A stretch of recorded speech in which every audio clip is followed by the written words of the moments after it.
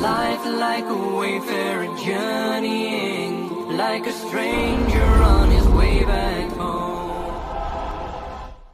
یا تو اس کو کہتے ہیں کہ کوئی ایسا کام کہ جس کا ثواب کسی انسان کے فوت ہونے کے بعد بھی مسلسل ملتا رہے اس کو، ورنہ اصل قاعدہ تو یہ ہے کہ موت آ گئی تو اب آپ کا جو ہے وہ جو امتحان کا وقت تھا اور جو کچھ کمائی کرنے کا وقت تھا وہ تو ختم ہو گیا.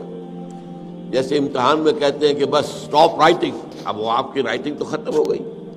البتہ بعض اعمال ایسے ہیں کہ جن کے اثرات بعد میں بھی پھیلتے رہتے ہیں، اچھے اثرات، تو اس کے جو ہے اللہ تعالیٰ کی طرف سے اس کا ثواب بھی اس شخص کے مرنے کے بعد بھی اس کے حساب میں درج ہوتا رہتا ہے. بہترین صدقہ جاریہ نیک اولاد ہے. اگر آپ نے اپنی اولاد کی پرورش صحیح کی ہے، انہیں مسلم اور مومن بنا کر اٹھایا ہے، وہ اللہ کے فرما بردار متقی بندے ہیں، تو یہ جو ان کا وجود ہے، ان سے جو بھی نیکی پھیلے گی، ان سے جو آگے تقویٰ پھیلے گا، ان سے جتنا بھی بھلائی کا آگے فروغ ہوگا اس کا ثواب آپ کو ملتا رہے گا. تو سب سے بڑا صدقہ جاریہ جو ہے وہ نیک اولاد ہے.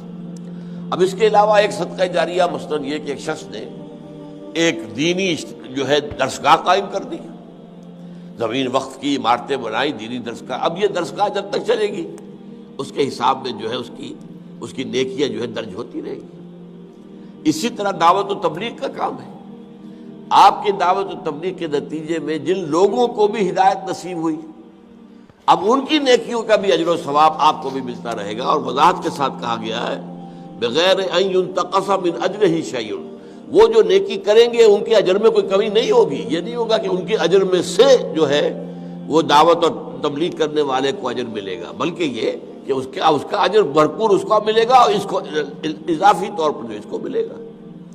تو یہ ہے خیر کا کوئی کام غریبوں کے لیے، عوام کے لیے. جیسے پرانے زمانے میں ہوتا تھا کہ پل بنا، چاہ بنا، مدرسہ، تالاب بنا. اب اس زمانے میں واٹر سپلائی تو نہیں ہوتی تھی، کہیں کنواں کھود دینا، کہیں راستے پر سبیل ایسی لگا دینا کہ پانی وہاں سے ٹھنڈا جو ہے مسافروں کو ملتی. یہ سارے کام جو ہے یہ صدقہ جاریہ ہے. باقی اگر کسی نے کسی کو خون دیا ہے اور وہ نیکی کے ارادے سے دیا ہے تو اس کا اجر و ثواب اس سے ملے گا. باقی اس میں آگے اس کے کوئی منتقل ہونے کا میرے خیال میں کوئی معاملہ نہیں ہے.